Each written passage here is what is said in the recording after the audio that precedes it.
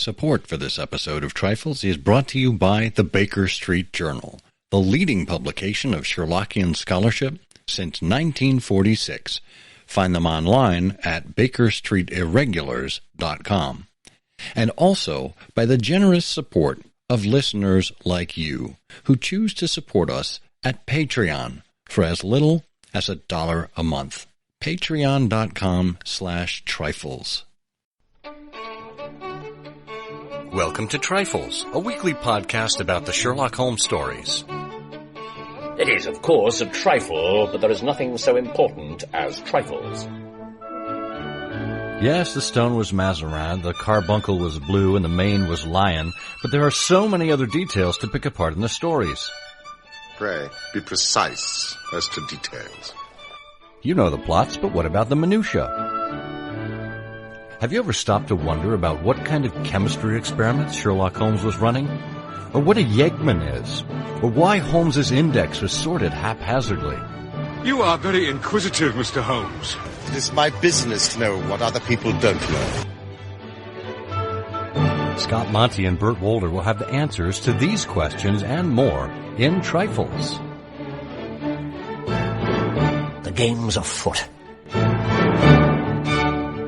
Episode 331, Eggs. Hello and welcome to Trifles, the Sherlock Holmes podcast where we look into the minutiae in the Sherlock Holmes stories. I'm Scott Monty. I'm Burt Wolder. And Burt, are you ready for an excellent time today? I'm sorry. That puts me in mind of years and years ago in the Batman television series, Vincent Price played a villain called the Egghead. Egghead, yeah. Egghead, yeah. And that whole episode was just, that whole sequence of his appearances were full of egg-like puns like that. Excellent.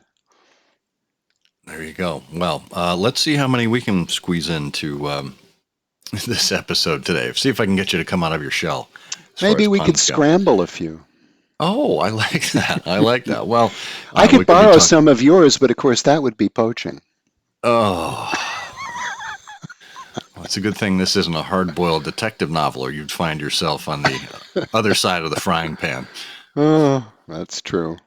Oh, well, this is the first week of the month, and that means we are celebrating a national monthly observance, and in this case, May is National Egg Month. So let's get you educated. Can you explain to me why May is National Egg Month, and when is National Bacon Month? Is that next? Ooh. Is that June?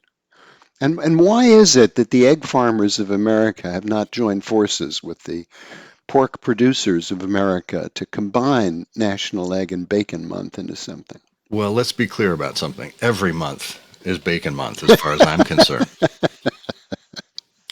I don't know why May was chosen. It could be that was typically the time of year when you'd see more hatchlings. Because before, well, I'm getting ahead of myself, but before chickens were domesticated and trained, as it were, to lay eggs on a regular basis, there were more irregular cycles. Well, they were regular cycles, but they were farther apart. So, but in as much as we covered breakfast in the last episode of Trifles, I thought this would be an appropriate follow-on episode as we focus specifically on eggs. And because we actually left out, I think, is a very important egg quote from the canon. So we can cover that in just a moment. The show notes for this episode are available at ihose.co/trifles331, all lowercase. That'll take you directly to our website. If you're listening to us or viewing us on other podcast platforms, wherever you happen to get the show, we will have a link to that, as well as to other sources that happen to come up in this episode. Feel free to leave a comment if you're on YouTube or directly on our website, or by mailing us at trifles@ihearofsherlock.com. We're always delighted to hear from you and always grateful for your support.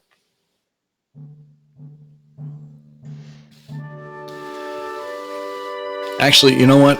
I'm erring here a little bit. That's the wrong Beethoven. That's from the violin concerto. What I wanted to lead us in with was this.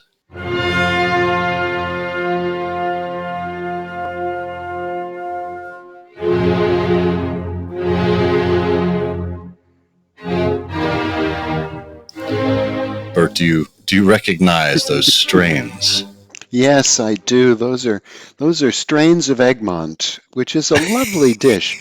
You know, if you don't want a croque monsieur for lunch, you could have a terrific Egmont with a little béarnaise sauce on the side.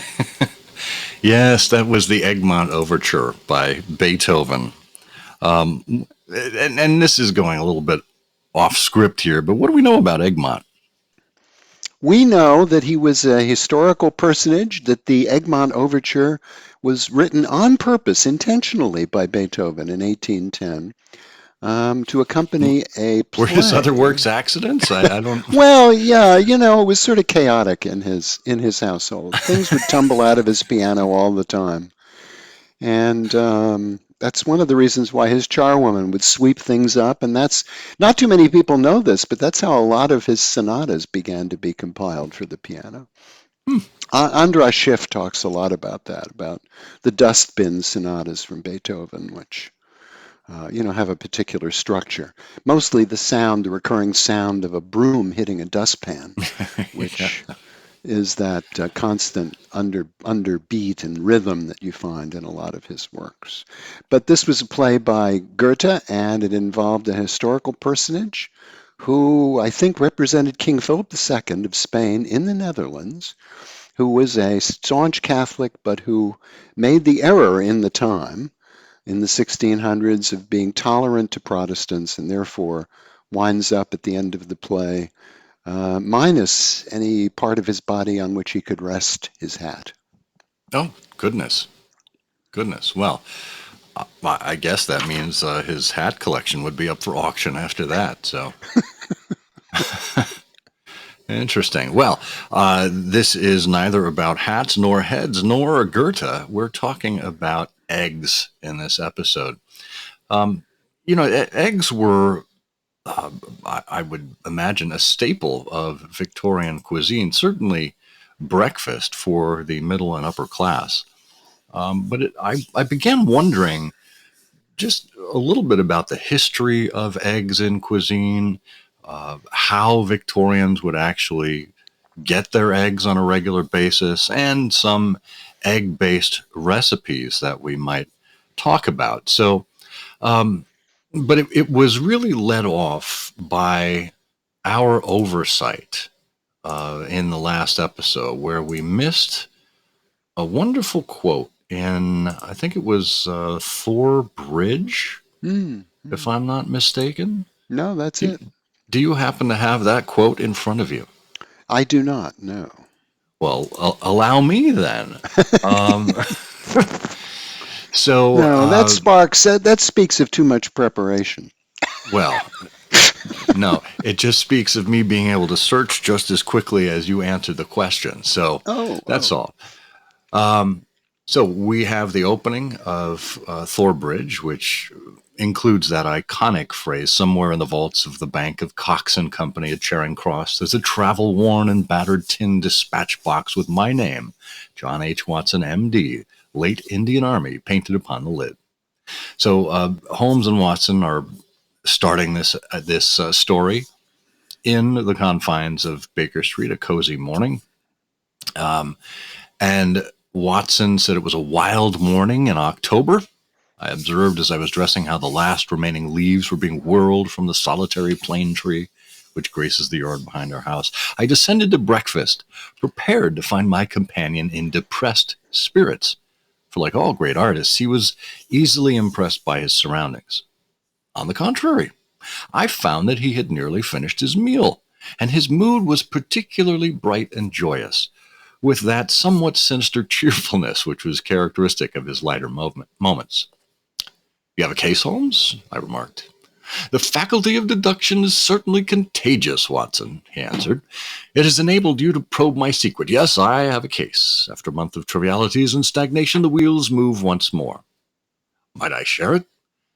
Well, there's little to share, but we may discuss it when you've consumed the 2 hard-boiled eggs with which our new cook has favored us. Their condition may not be unconnected with the copy of the Family Herald, which I observed yesterday upon the hall table. Even so trivial a matter as cooking an egg demands an attention which is conscious of the passage of time and incompatible with the love romance in that excellent periodical. So, the case of the distracted cook is what we begin with here, Hmm. as Watson settles down to hard-boiled eggs. Goodness. Is there such an offensive meal ever presented in the canon again? Well, I think hard-boiled eggs, I think, would be grand for Holmes because he was occasionally tucking sandwiches into his pocket. He could put a couple of hard-boiled eggs in there. But what you miss is the manuscript for Thorbridge tells us that in addition to these documents in the battered tin dispatch box of Cox and Company, there were half a dozen eggs that Watson put in there when he left Afghanistan, and was very embarrassed to open them up again, some decades later, which required intensive fumigation in Baker Street. I like that.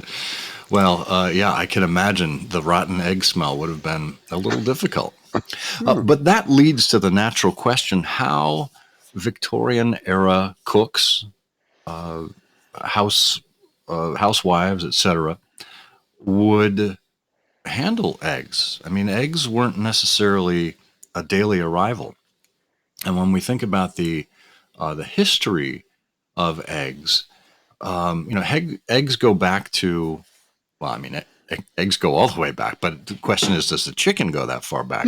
um, but Wait a minute, which came? No, never mind. Yeah, I know. But eggs have been enjoyed by humans for millennia. We've got jungle fowl that were domesticated in India by 3200 BCE. Records from China and Egypt show that fowl were domesticated and laying eggs for human consumption around 1400 BCE. And there's archaeological evidence for egg consumption that dates back to the Neolithic age. So there's a history of human ingenuity and looking at chickens not as simply as the source of meat, but also as a source of protein from eggs. Hmm. Well, that's true. I mean, eggs do go back, obviously, a long time. It was once, I think, in the Middle Ages, you couldn't eat eggs during Lent, along with meat and dairy, eggs were Oh, prohibited. And so I think in medieval times, the chefs made mock eggs to replace them, but they eventually, became permitted. And eggs had been given as a tithe to the local church on Good Friday, and so that I think was maybe the precursor of the idea of giving eggs as a gift. But apparently, in the 13th century, King Edward I gave his courtiers eggs wrapped in gold leaf. Hmm. And then a few centuries later, people around Europe were dyeing their eggs different colors. And now the interesting thing about all that is that in the middle of the 19th century, I think, or maybe in the 1870s,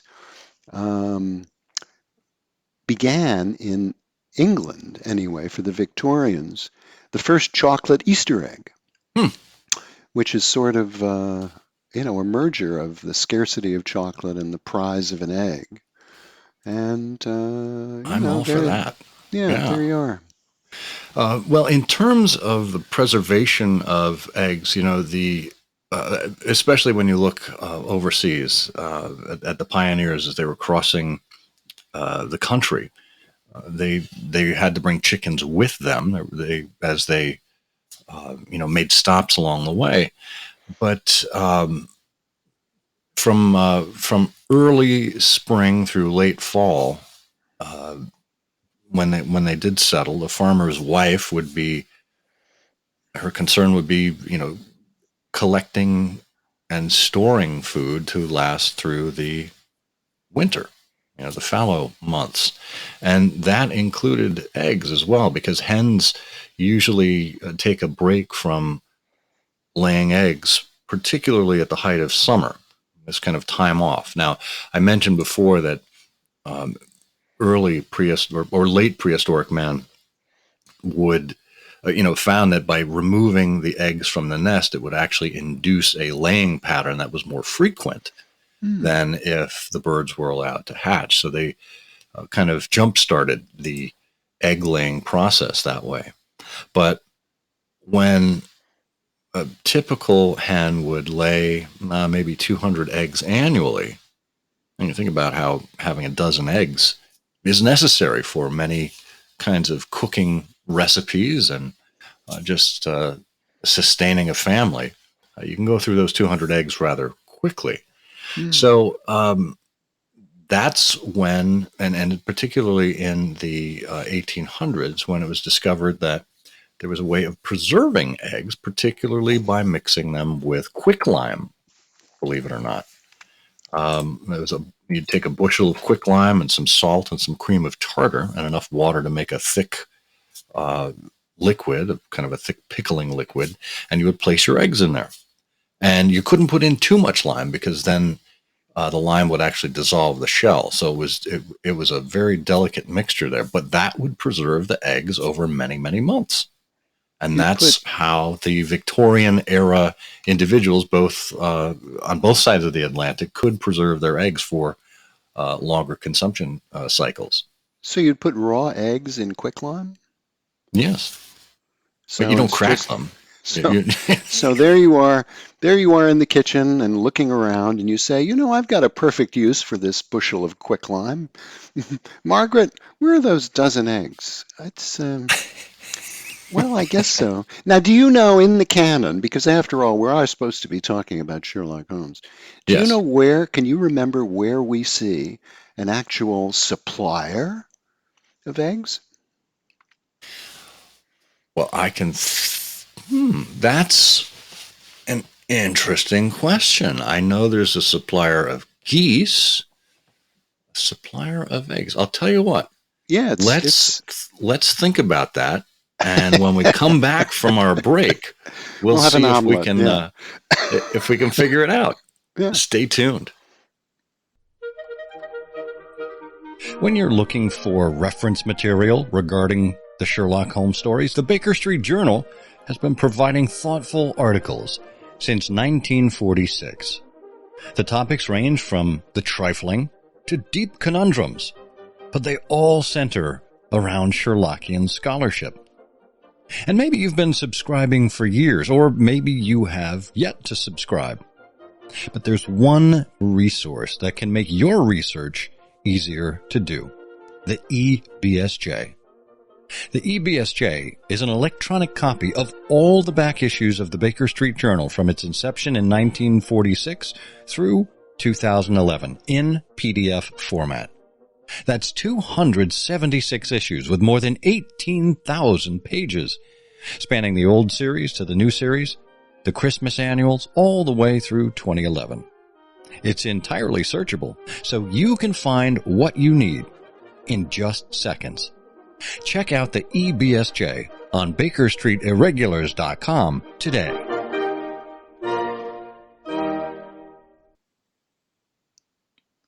Okay, we're back, and I don't know about you, Bert, but I'm dying to know the answer. Where we find an egg supplier in the canon? You found it. You actually found it. It is indeed Mrs. Oakshott, because and that's from the Blue Carbuncle. So when Holmes is actually looking at the ledger, he's been to Covent Garden and engaged the fellow at the stall where the geese were sold. Yes. He turns to the ledger and the fellow says to him, "Here's a list of my suppliers. Look at that third name. Now read that out." "Mrs. Oakshott," reads Holmes, 117 Brixton Road. And then he turns to another page and Holmes says, "Mrs. Oakshott, 117 Brixton Road, egg and poultry supplier." Oh, how about that? So she also had an egg business. Which makes sense, but Here all along, I had only been considering Mrs. Oakshott as a poultry supplier, not as an egg supplier as well. Yeah, Well, that was a lot easier than I had anticipated. yeah.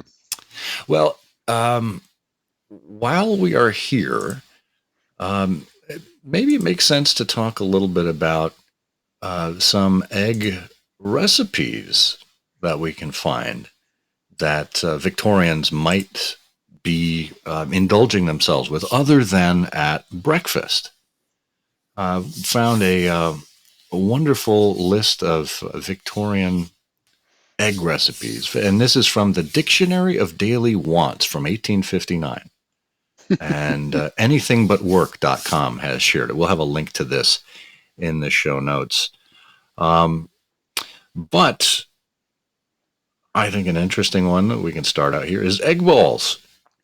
You take a pound of sufficient quantity of the yolks of hard-boiled eggs. See, this is where Thorbridge comes in handy. Take those hard-boiled egg yolks and mash them in a mortar with as much raw yolk and flour as will bind the composition, and then add salt and roll them into balls about the size of a marble, and put at least 2 dozen into a tureen of soup. Hmm. Yeah, well, if that's your idea of a good time. Boy, Well, it must have been quite a pastime in the Victorian age to sit around and listen to your arteries harden. The well, another recipe from this dictionary is the egg flip. Now I like this because oh, the idea here, now this is 1860, okay, so the idea here is heat a quart of mild ale, of course, pour it into a jug with a spout, and then in another jug beat up 3 eggs with a quarter of a pound of moist sugar. Now you can't use your dry sugar for this, you need your moist sugar. And add a quartern, whatever we a call that quartern simple is. syrup now, I think. Oh, really? Moist sugar. Quartern of brandy or gin, doesn't matter, brandy or gin. Flavor that with some nutmeg, and when everything is quite hot but not boiling, Ah, pour it quickly into the jug that contains the eggs, and then pour it back into the other jug and keep moving, pouring from one jug to the other until the whole is thoroughly incorporated and perfectly smooth, and look you're at just that. too tired to proceed. And Well, I then think the pour it all danger. down the drain and go do something else. I think the danger there is if you are cooking an egg flip and you have a romance novel, a romance magazine in front of you. If you Mm. don't mind it, it will quickly turn into an egg pudding Oh, that's true. or Well, egg no, custard. the egg pudding is beat 9 eggs with 9 tablespoons of flour. Add quart of milk, and uh, salts, a salt spoonful a salt spoonful of salt. And then tie the mixture in a cloth which has been scalded and dredged with flour. Put it into boiling water, boil it for an hour and a half, and serve it with a sweet sauce. My goodness. Hmm. 9 eggs, 9 tablespoons of flour.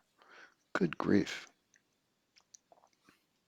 Well, there are a variety of ways to enjoy eggs, and I think we'll throw this one in. I don't know if people want to try this, but this is from the Victorian cookbook shared by Julia Bennett.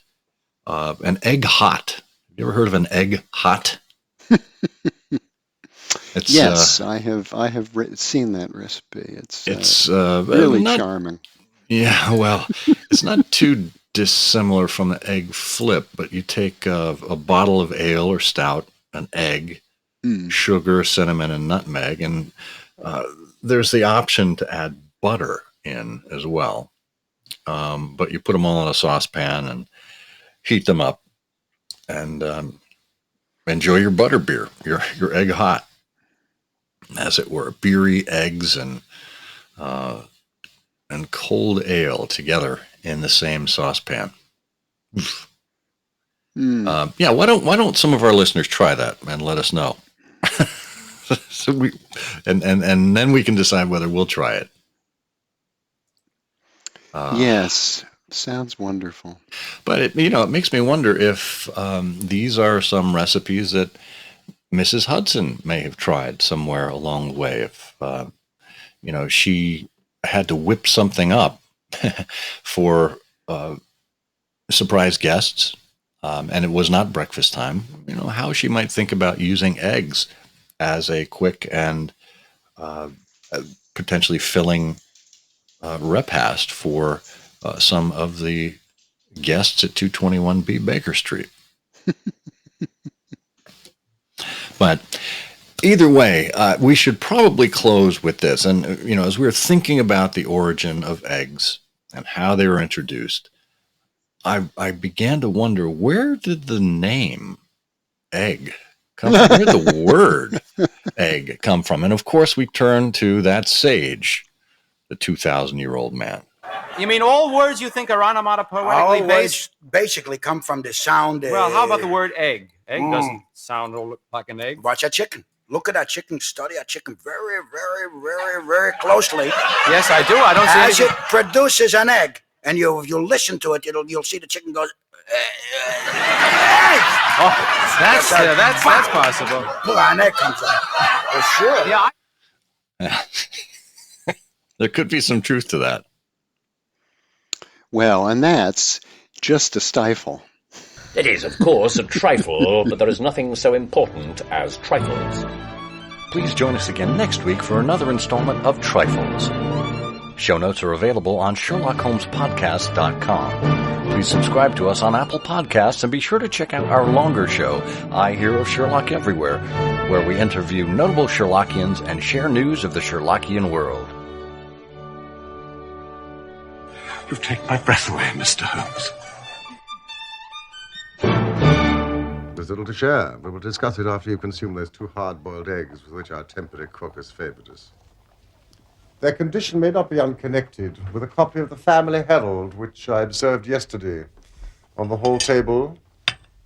Even so trivial a matter as cooking an egg demands an attention which is incompatible with the love romance in that excellent periodical.